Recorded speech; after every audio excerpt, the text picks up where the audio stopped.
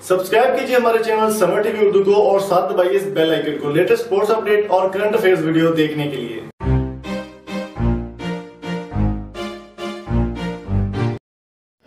अस्सलाम वालेकुम दोस्तों, मेरा नाम है इम्तियाज़ समर और आप देख रहे हैं summer TV Urdu YouTube channel. तो दोस्तों, आज की वीडियो में बात करने वाले हम the greatest and the greatest Mohammad Hafeez के बारे में।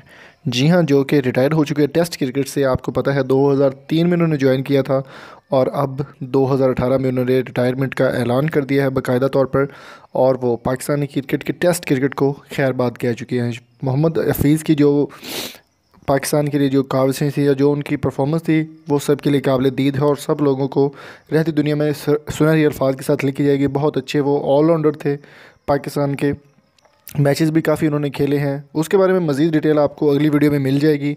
तो आज हम बात करने वाले हैं कि टेस्ट में दोबारा किसको शामिल किया जाएगा मोहम्मद हफीज़ की जगह से। वीडियो की स्टार्ट करने से पहले आपसे रिक्वेस्ट है कि अगर आपने अभी तक हमारे चैनल को सब्सक्राइब नहीं किया तो जल्दी से सब्सक्राइब कर लें। सबसे पहला जो नाम आ रहा है वो है फवाद आलम का।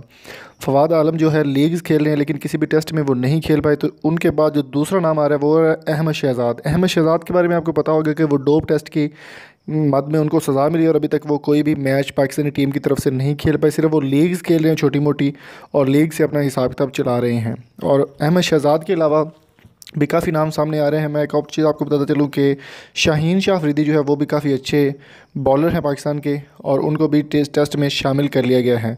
दोस्तों, सबसे बड़ी जो ब्रेकिंग न्यूज़ मेरे पास आज आई है ट्विटर के थ्रू, वो मैं आपको बताता चलूँ कि पीसीबी की जानिब से ये अपलोड किया गया है कि शर्जील खान जिनकी उसके लिए सज़ा थी उनकी मैच फिक्सिंग के लिए, तो उनको शायद माफ़ कर दिया जाए और शर्जील खान के भी चांसेस हैं टेस्ट में वापस आने के। पहले वो डोमेस्टिक क्रिकेट खेलेंगे लेकिन नेक्स्ट जो टेस्ट होगा शायद उसमें शर्जील खान या फिर इमरान नज़ीर को भी शामिल कर लिया जाए। शर्जील खान जो कि अभी तक उनमें मुलव्वस थे स्पॉट फिक्सिंग में पीएसएल के दौरान, और उनको बैन कर दिया गया था। और फवाद आलम भी अभी तक किसी भी लीग में वो नहीं खेल पाए और काफ़ी अच्छे बैट्समैन हैं फवाद आलम। तो फवाद आलम के चांसेस भी हैं कि उनको वापस लीग में शामिल कर लिया जाए टेस्ट में।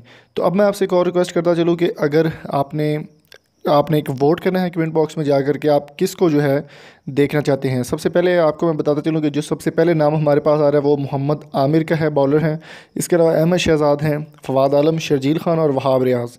टेस्ट में हफीज़ की जगह पर आप किसको देखना चाहते हैं कमेंट में हमें ज़रूर बताइएगा, कमेंट बॉक्स में नीचे जाकर। तो नेक्स्ट वीडियो तक अपना और अपने प्यारों का बहुत सारा ख्याल रखिएगा। Thank you so much. अल्लाह हाफिज़। तो दोस्तों, उम्मीद करता हूँ आज की वीडियो आपको पसंद आई होगी। अगर आपकी वीडियो पसंद आई चैनल को सब्सक्राइब जरूर कीजिएगा। Thank you so much. अल्लाह हाफिज़।